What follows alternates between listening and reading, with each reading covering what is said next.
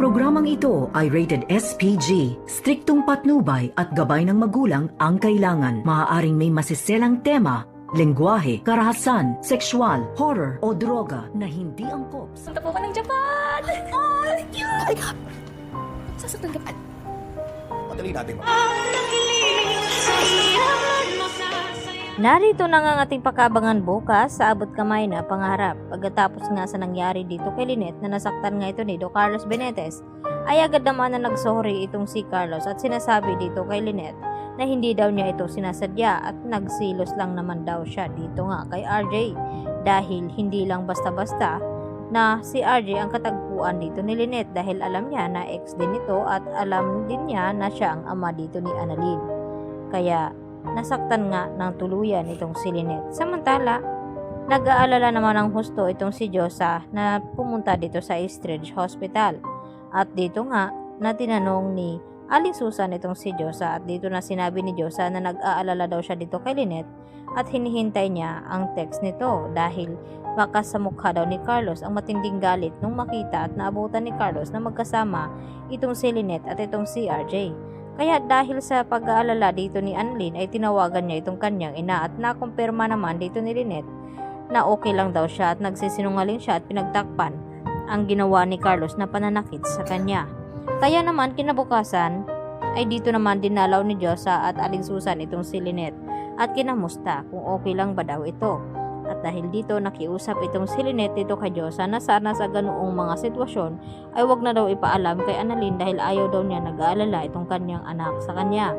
At dito naman na nagsorry itong si Josa dito nga kay Lynette at hinawakan ang braso at kumaray naman itong si Lynette. Kaya napansin dito ni Josa na parang may tinatago itong si Lynette. At dito naman na tiningnan ni Josa itong braso nga dito ni Lynette at dito niya napagtanto na may sugat ito. At syempre pinagtakpan ni Lynette ang ginawa ni Carlos sa kanya. Samantala, bumilib naman ng husto itong si Carlos dito kay Annalyn na kahit ano daw ang kanyang ipapagawa ay talagang nasusolusyonan at nagagawa ni Annalyn ng paraan at matalino daw talaga itong si Annalyn. At nakiusap itong si Michael na kung may galit siya dito kay RJ ay wag daw niya idamay itong si Annalyn dahil hindi niya mapapalampas kung ano ang gawin ni Carlos kay Annalyn Santos. Kaya agad naman na pumayag itong si Carlos Benitez na makakapunta itong si Annalyn sa Japan dahil deserve niya nga ito. Samantala, upang ibalita nga dito ni Annalyn sa kanyang ina na makakasama nga siya doon sa Japan at itong si Doc Lindon, ay agad na good news nga ito at ibinalita niya dito kay Lynette. At dito nga na napatalon sa tuwa itong si Lynette at agad na niyakap dito ni Annalyn. Kaya nang niyakapin ni Annalyn, napansin ni Annalyn na umaray nga itong si Lynette nang mahawakan ni Annalyn ang braso nito at tiningnan nga ni Annalyn na may sugat nga itong si Lynette.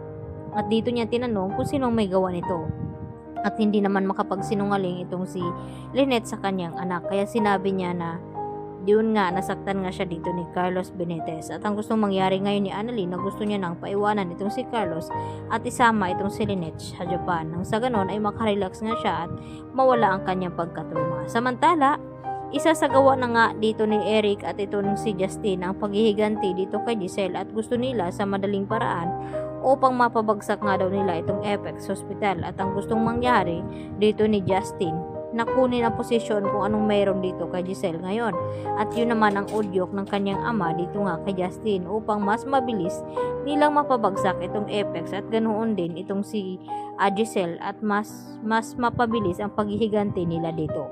Kaya yan naman ang ating pagkatutukan at aabangan kung magtatagumpay na nga ba sa paghihiganti itong mag-ama na sina Giselle at itong si RJ kung hahayaan nga bang babagsak itong Apex. Yan ang ating patuloy na pakabangan bukas mga kaludi. Dito lamang yan sa abot kamay na pangarap. Yan lang po at marami pong salamat.